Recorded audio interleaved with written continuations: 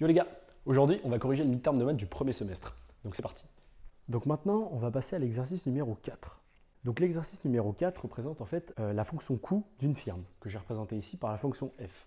La fonction f est donc égale à 260 plus 15x moins 16x carré plus x puissance 4. La première question, en fait, on nous demande de déterminer la quantité x pour avoir le coût variable moyen minimum. Donc en fait, réellement, ça veut dire que notre fonction coût, elle évolue, elle fluctue énormément, mais à partir d'une quantité et une quantité précise, cette fonction devient minimale. Et donc nous, justement, on va s'intéresser à trouver ce chiffre, cette quantité minimale. Donc la première chose à faire, ça va être de simplifier la fonction. On voit ici qu'on va avoir du x puissance 4. Nous, en fait, ce qu'on sait faire, c'est travailler sur la base de fonctions de polynômes du second degré, puis transformer ces équations et ces fonctions. Donc en fait, ce qu'on va chercher à faire, c'est revenir sur une fonction plus simple avec des équations polynômes du second degré. Donc la première chose à faire ici, c'est de diviser l'ensemble de cette fonction par x, afin de récupérer un x3, qui plus tard va être transformé en x2. Donc en fait, ce qu'on va chercher à faire ici, c'est transformer cette équation où on a du x4 en divisant par x pour récupérer du x au cube, donc puissance 3, puis en fait, par l'intermédiaire de la simplification par la dérivée, revenir sur du x carré, donc une fonction polynôme du second degré.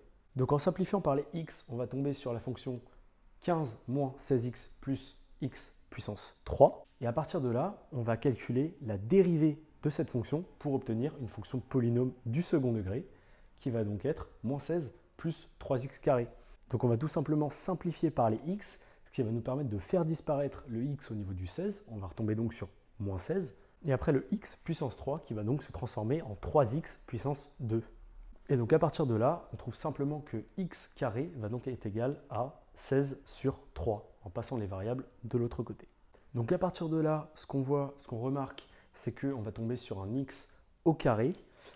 Or, nous, ce qu'on cherche, c'est la quantité minimale. Et donc la quantité minimale est uniquement représentée par un x.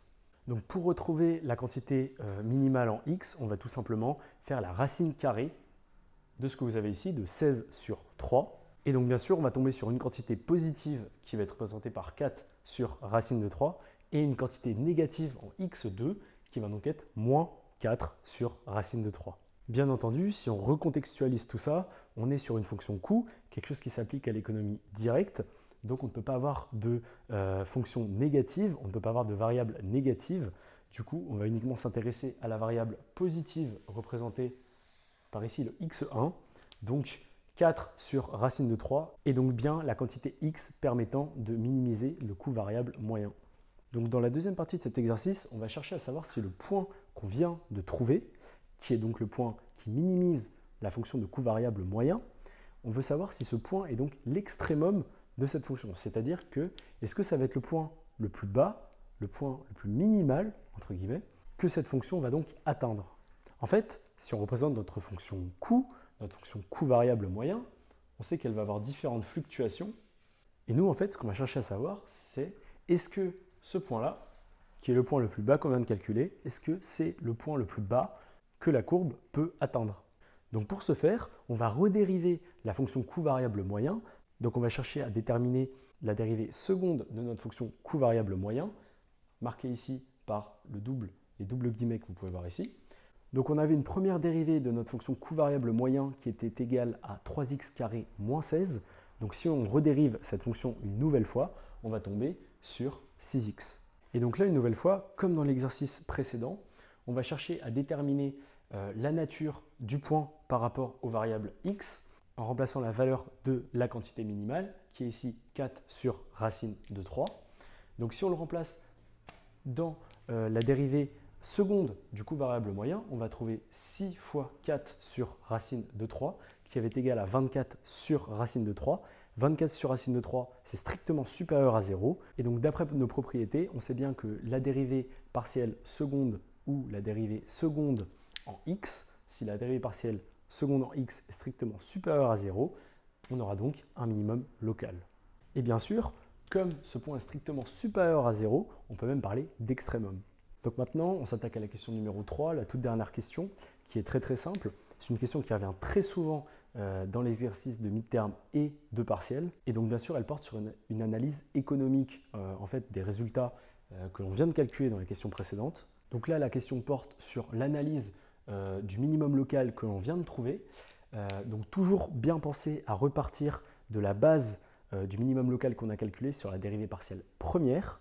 Donc là, il faut toujours bien repenser à repartir à la base, c'est-à-dire à la dérivée seconde que l'on a calculée, qui ici est égale à 4 sur racine de 3. Comme on l'a vu déjà à l'aide du graphique et dans les explications plutôt algébriques, et donc comme on l'a vu dans l'explication graphique et dans les précédentes explications algébriques, on sait bien qu'au point 4 sur racine de 3, la fonction coût variable moyen va donc être à son minimum. Et donc là, tout simplement, ce qu'il faut répondre, c'est que pour une entreprise, c'est beaucoup plus rentable et intéressant de produire à des coûts variables moyens les plus minimaux possibles. Donc voilà, c'est fini pour la correction de ce mid-term de maths. Donc bien vu à toi si tu es allé jusqu'à la fin de cette vidéo. Je sais que c'était un peu long. En tout cas, je te souhaite bon courage pour la suite de tes mid-terms. Taffe bien et puis à plus, les bis enflammés.